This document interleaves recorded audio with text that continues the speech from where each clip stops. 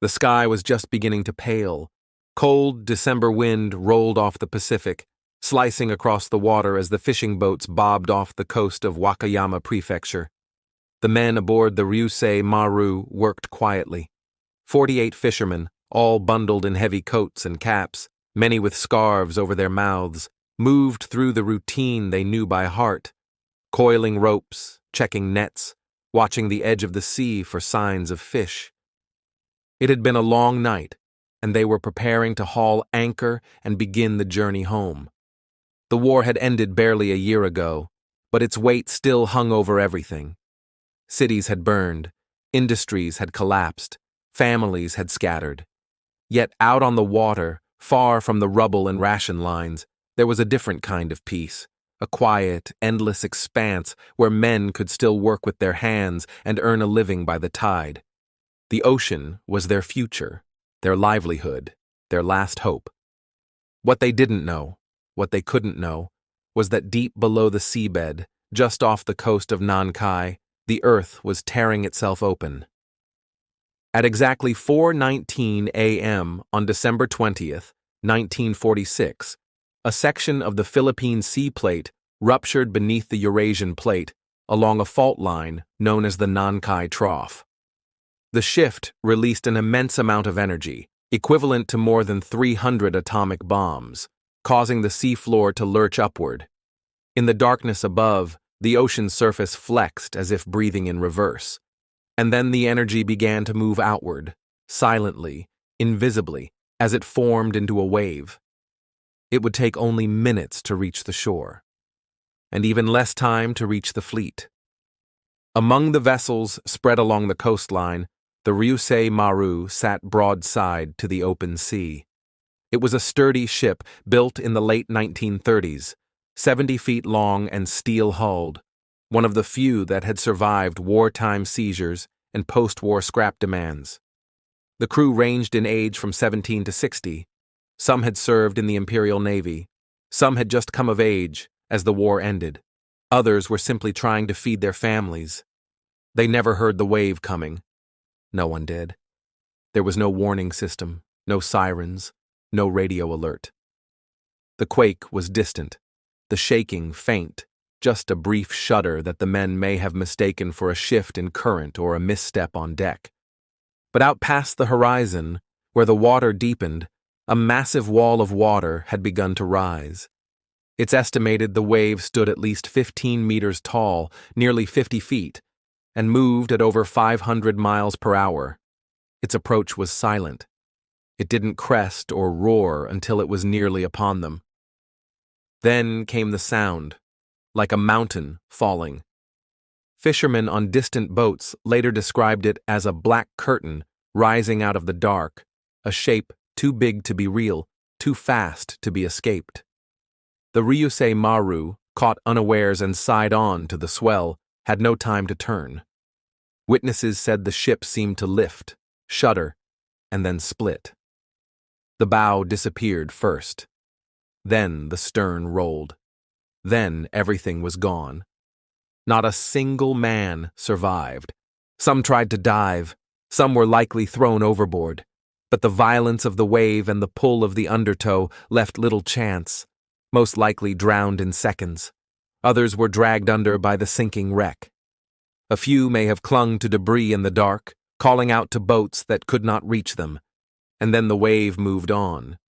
Back on shore, people were just waking up. In coastal villages across Wakayama and Mie Prefecture, families stepped outside to fetch water, to start fires, to prepare breakfast. They didn't hear anything at first. The wave hit like a freight train, silent, massive, and unforgiving. Entire neighborhoods were swept off their foundations in seconds. In towns like Kushimoto and Tsunami, homes were pulverized. Wooden buildings exploded into splinters.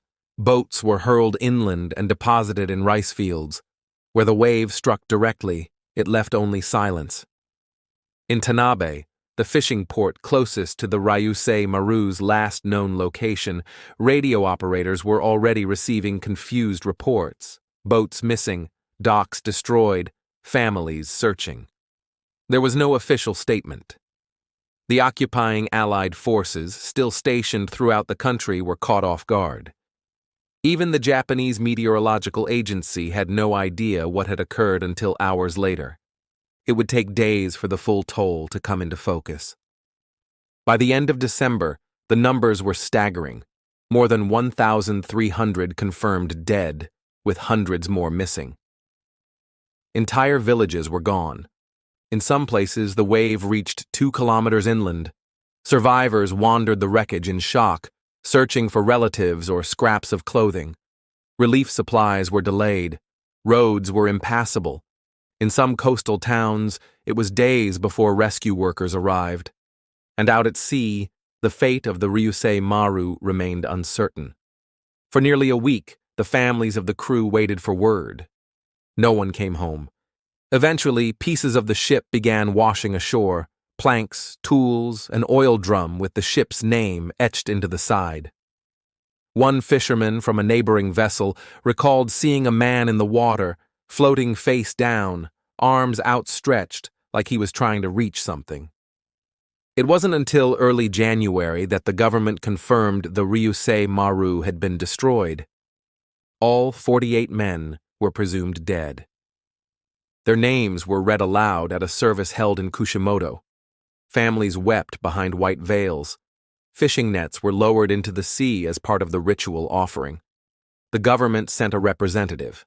A stone marker was placed near the harbor. But the ship was never recovered.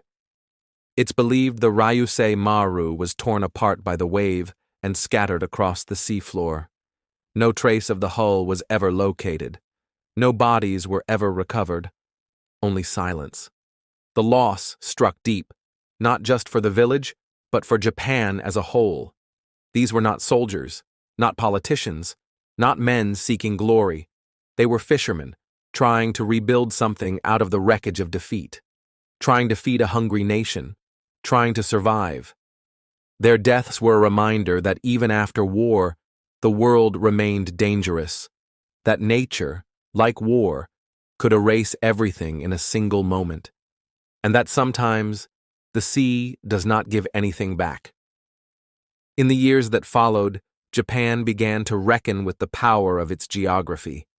The 1946 Nankai quake was a catalyst for the development of Japan's tsunami warning system, the first in the world. Sirens were installed, tide gauges monitored, seismographs were connected to government alerts. Villages built seawalls, and emergency drills became mandatory in coastal schools. But change came too late for the men of the Ryusei Maru. They were buried not in graves, but in memory. Today, if you walk along the harbor in Kushimoto, you'll see a quiet stone monument overlooking the sea. It bears a list of names, some faded by time, some still remembered by family. There are no statues, no tourists, just a patch of land with a view of the water. Locals say that when the winter wind rises and the sky begins to dim, you can still hear a faint creak of wood, a splash, a voice calling out from the waves. Maybe it's just the wind, or maybe the sea never forgets. Thank you for listening to the Sunken Ledger. Subscribe for more true stories from the depths.